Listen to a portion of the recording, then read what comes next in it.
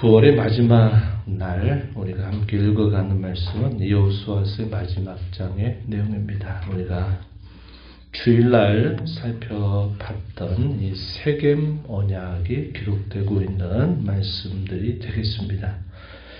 1절부터 28절까지 읽었던 말씀은 여호수아가 이스라엘 자손들을 세겜이라고 하는 곳에 소집을 해서 그곳에서 하나님 앞에서 언약을 갱신하는 내용, 그 과정들이 자세하게 소개가 되어 있고요.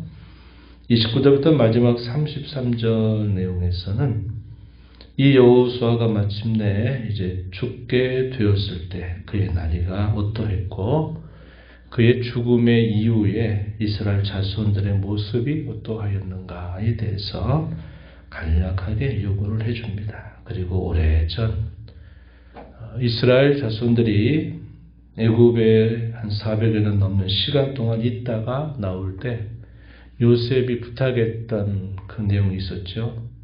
나를 가나안 땅에 묻어달라라고 하는 그 부탁을 따라서 이미 애굽에서 장사가 되어 있었던 이 요셉의 시신을 이 세겜이라고 하는 이 언약을 갱신하는 곳으로 그를 데리고 오는 겁니다. 약속 신앙에 대한 그런 모습이 잘 표현되어 있음을 보게 되죠. 히브리서 11장에서 이런 부분에 대하여 잘 언급을 해주고 있습니다. 그리고 여호수아와 함께 제사장의 직분을 행하였던 엘르아살도 마침내 그의 생애를 마치고 에브라임 산지에 장사가 되었다는 것으로 여호수아 전체가 결론을 맺고 있습니다. 이 세겜이라고 하는 지역은 여호와의 성막이 있었던 곳에서 멀지 않은 곳입니다. 이 세겜의 남쪽에 이 실로라고 하는 곳이 있었어요. 우리가 어제 읽었던 23장의 유언적 설교 혹은 고별 설교라고 볼 수 있는 내용은 이 실로에서 이스라엘 자손들을 불러 모으고 그들에게 유언적인 설교 혹은 고별 설교를 한 내용이 기록이 된다면 바로 이제 멀지 않은 지역이었던 이 세겜에서 이스라엘 지파들을 소집하고 여기에서 그들과 더불어 언약을 갱신하는 모습이 소개가 됩니다. 우리가 주일날에도 살펴본 것처럼 먼저 이 여호수아는 지난 날 동안 하나님께서 그 백성들에게 행해 주셨던 구원의 놀라운 역사들을 간략하게 요약해 주고 있습니다. 그들의 조상이라 부를 수 있는 이 아브라함 때로부터 가나안을 정복하게 되기까지 하나님께서 어떻게 그 백성들에게 행하여 오셨는가 하는 내용들을 회고하게 한 것입니다. 우리가 다른 곳에서 볼 수 없는 특별한 기록은 이 아브라함의 아버지 그리고 아브라함도 하나님의 부름을 받기 전에 그들은 강 건너편에서 우상을 섬기는 족속으로 있었다는 사실입니다.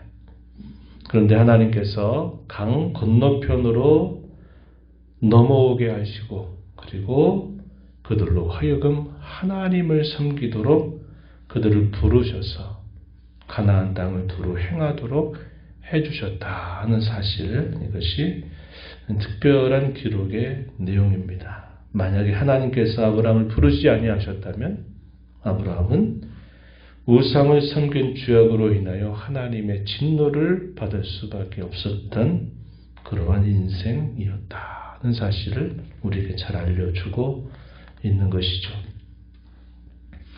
우리가 잘 아는 대로 하나님이 아브라함을 불러서 가나안 땅에 들어가게 하셨는데 가나안 한 곳에 머물지 않았습니다. 이곳저곳을 옮겨 다녔어요. 자신이 거느리는 식솔들이 상당히 많고 또 가축이라든지 이런 것들이 상당히 많았던 때이기 때문에 한 곳에 정착해 있는 것이 비교적 안전한 생활이 될 수 있는데 그가 살았던 삶의 내용들을 우리가 아는 대로 보면 이곳저곳을 옮겨 다닐 수밖에 없는 그런 삶을 살았다고 하는 것입니다.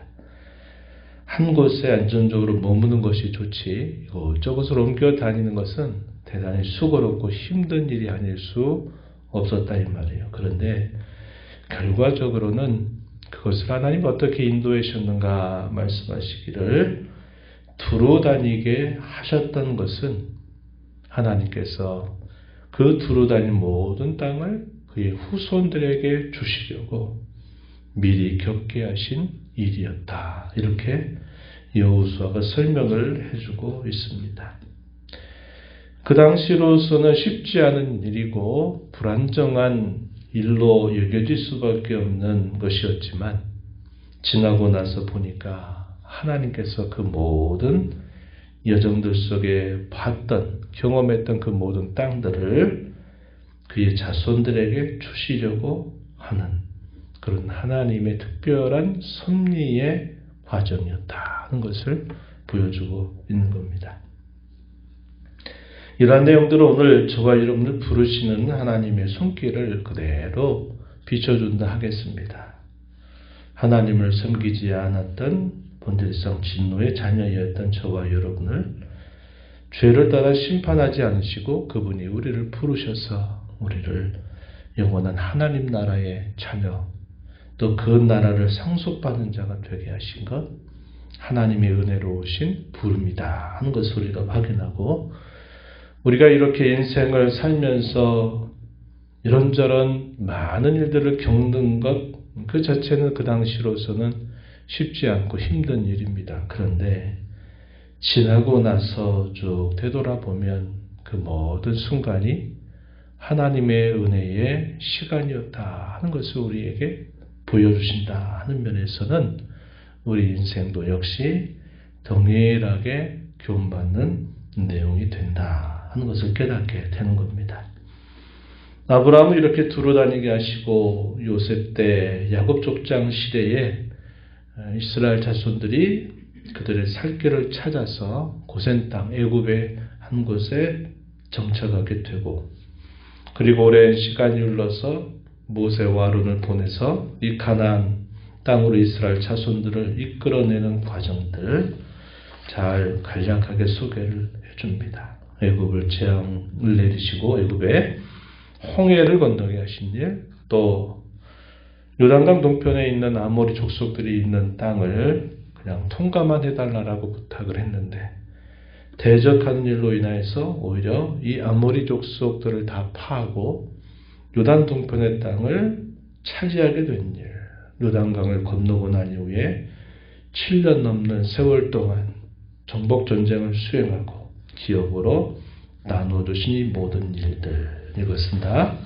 하나님께서 해주신 일이었다 하는 사실을 그들에게 거듭 말합니다. 그래서 우리가 읽은 말씀 가운데서 쭉 보시면 3절에 보면 내가 너희 조상 아브라함을 강도 쪽에서 이끌어내어 쭉 설명하시죠. 5절 가서 보면 내가 모세와 아론을 보내었고 또 6절에 가서 보면 내가 너희의 조상들 애굽에서 인도하여 내어 바다에 이르게 한즉 7절에서도 내가 8절 10절 11절 12 13절 여러분들이 표현들을 읽으면서 내가라는 말 한번 동그라미 딱 쳐보면 이 표현들이 얼마나 반복적으로 표현되고 있는가를 확인하게 됩니다. 여기서 나가 누굴까요? 약속의 하나님 여호와 그분이 그렇게 하셨다 이렇게 표현하고 있는 겁니다. 지난 모든 이 역사의 순간들이 하나님께서 친히 모든 일들을 주체적으로 이 모든 일들을 이끌어 오셨다. 하나님이 하신 역사다라는 사실을 그들에게 깨우쳐 주는 것입니다.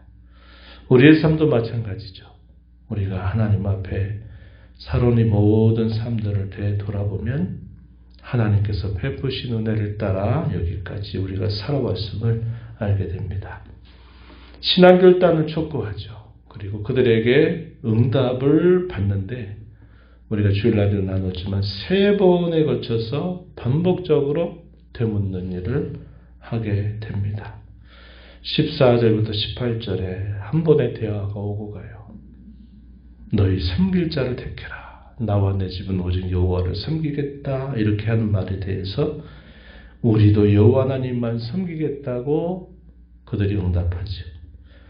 19절부터 21절에 두 번째 대화가 또 주어집니다. 너희가 여호와를 그렇게 쉽게 섬길 줄 생각하지 마라. 그는 질투하신 하나님이다.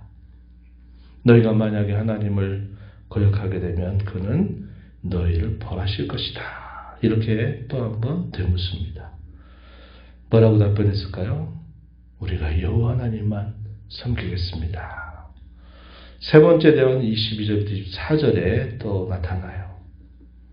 자신들이 증인이 되겠다라는 말들을 서로 확증을 받고 난 다음 마침내 언약을 맺습니다. 그리고 율례법도를 제정하고 또 그 성소 곁에 큰 돌을 가져다가 세우면서 그 언약의 증표로 이 일을 수행하게 된 겁니다. 그리고 이제 언약을 체결하고 나서 그들을 각 지파의 기업으로 돌려보내게 되면서 이 세겜 언약이 체결이 되죠. 그 이후에 이 언약을 따라 그 당시에 여호수아가 살고 있는 날 그리고 그 뒤에 생존한 장로들이 있었던 이 고백에 참여했던 사람들이 살던 그 날 동안에는 여호와를 섬겼다. 31절에서 그 표현들을 잘 요약해 주고 있다는 것입니다. 그래서 자신들의 시대를 감당하고 마무리하던 그 모습이 잘 표현이 된다 하겠습니다.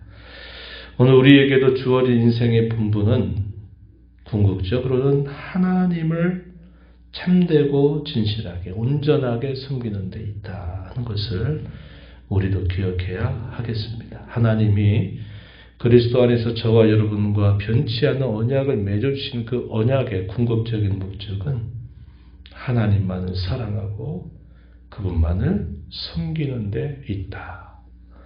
내가 사는 것이 어디든지 내가 처해져 있는 상황이 어떤 상황에서든지 우리에게 요구되는 언약의 내용은 오직 하나님만 사랑하고 하나님만 섬기는 데 있다. 그리고 내가 살고 있는 이 시대에 그걸 잘 감당할 뿐만 아니라 대대 손손 우리의 후손들이 그 언약에 따라서 살게 하는 일에 우리가 할 수 있는 힘을 기울여서 그 언약의 계대 혹은 신앙의 계대가 잘 이어지게 하는데 우리의 인생에 중요한 본분이 있음을 우리가 배우게 됩니다.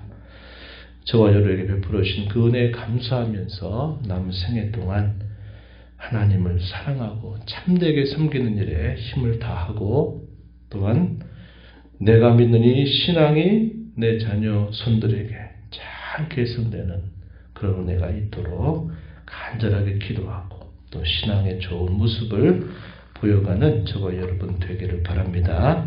하나님 아버지 감사합니다. 명절 연휴를 보내는 중에도 또 이 새벽 시간 저희들을 깨워주셔서 오늘도 새날을 허락하신 아버지 앞에 나와 찬양과 경배를 드리게 하심을 감사합니다. 9월의 마지막 날 우리가 함께 오래 읽어왔던 여호수아의 말씀 마지막 장을 함께 읽었습니다.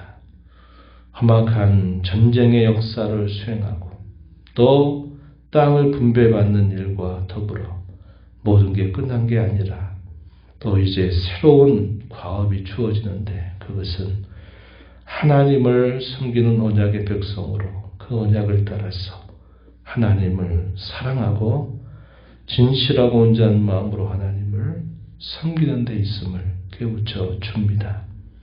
하나님과 언약을 체결한 그들은 자신들의 시대를 감당하며 믿음으로 잘 삶을 마무리하는 모습을 살펴보았습니다. 오늘 저희에게 베풀어 주신 하나님의 은혜에 감사하면서 저희가 이 땅에 사는 동안 하나님을 사랑하고 섬기는 일에 더 온전하고 더 참되게 힘써가는 삶이 되게 하실 뿐만 아니라 저희의 자녀, 손들이 하나님을 참되게 고백하고 섬기는 그 은혜가 대대손손 이어져가는 은혜를 저희 모두에게 허락하여 주옵소서.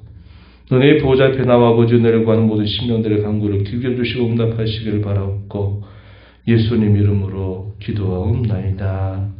아멘.